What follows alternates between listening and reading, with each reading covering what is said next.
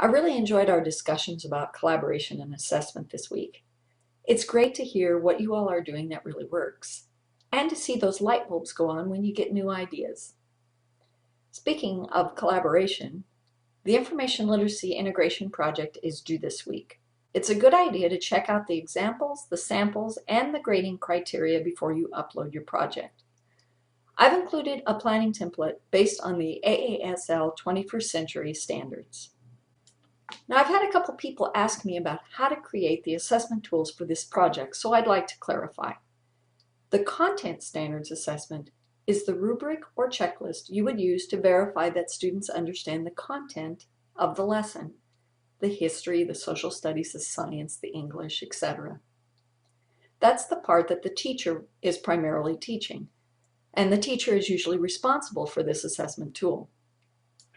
The Information Literacy Assessment is the tool you would use to verify students understand how to do the process of information literacy, and it is primarily the responsibility of the school librarian.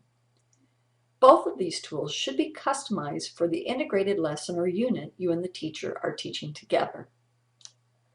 I've included an AASL 21st Century Standards checklist template under week 6.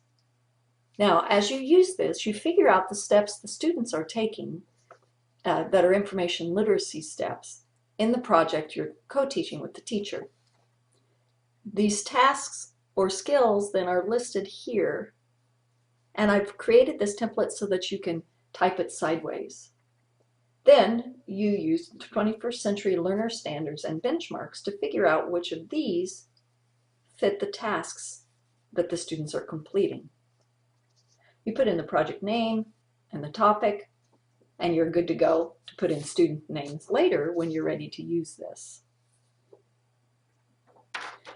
Now, this is your information literacy assessment, and the way you use it is when you're teaching the lesson or unit, you use it to see which of the students are actually mastering these different skills and tasks.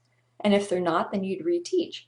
Oftentimes I would pull out a group of 5 or 6 children that didn't seem to be getting this particular task, and we would work on it together. Sometimes right during the time that the other students were working. Sometimes I'd pull them out separately.